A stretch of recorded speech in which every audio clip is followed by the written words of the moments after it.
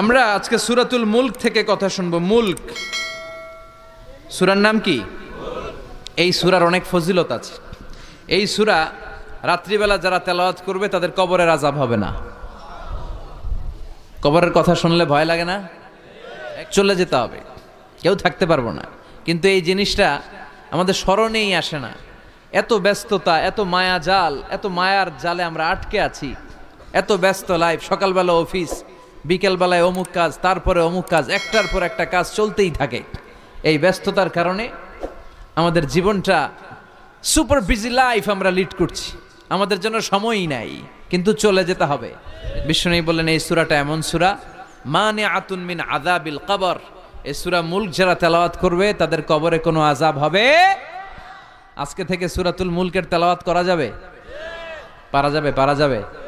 আসেন না নিজেদেরকে একটু পরিবর্তন করি, আসেন না নিজেদের আমলের ঝুলিতে আরো কিছু বাড়াই, নিজেদের আমলগুলোকে সুন্দর করি, নিজেদেরকে আর একটু পরিচ্ছন্ন করি।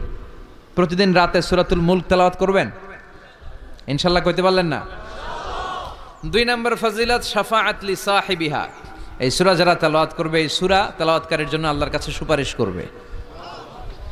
3 নম্বর ফজিলত খাসামাত আন সাহিবিহা। এই সূরাটা কিয়ামতের দিন এই সূরার তেলাওয়াতকারীর পক্ষে আল্লাহর সাথে তর্ক করবে, ডিবেট করবে। কতক্ষণ? হাত্তা আদখালাহুল্লাহুল জান্নাহ, যতক্ষণ না আল্লাহ তাআলা এই লোকটাকে জান্নাতি বলে ঘোষণা না দেয়। আল্লাহ যতক্ষণ অ্যানাউন্স করবে he is from paradise, he will enter the paradise, আমার এই বান্দা জান্নাতে ঢুকবে, এই সার্টিফিকেট দেওয়ার আগ পর্যন্ত এই সূরা সামনে দাঁড়ায় আল্লাহর সাথে তর্ক করতেই থাকবে। আবার বিশ্বনবী বলেন মান কারা বিহা ফি লাইলাতিন ফাকাদ আকসারা ওয়া আতাবা।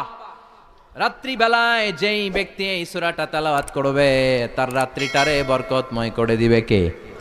এজন্য বিশ্বনবী বলতেন আমি চাই আমার প্রতিটা উম্মতের হৃদয়ে এই সূরাটা গাথা থাক। আমার নবী চাইতেন আমাদের অন্তরে যেন এই সূরাটা মুখস্থ থাকে। আমরা চাই না? 30টা মাত্র আয়াত। কয় আয়াত? সবাই বলেন কয় আয়াত? প্রতিদিন এক আয়াত মুখস্থ করলে আমাদের পুরো সূরাটা মুখস্থ করতে লাগবে কয় দিন? 30 দিন। 1 মাসের চেষ্টায় সূরাটা মুখস্থ করা যাবে না? দেবিদ্দারের ভাইয়েরা করা যাবে? আওয়াজ করে পড়েন ইনশাআল্লাহ।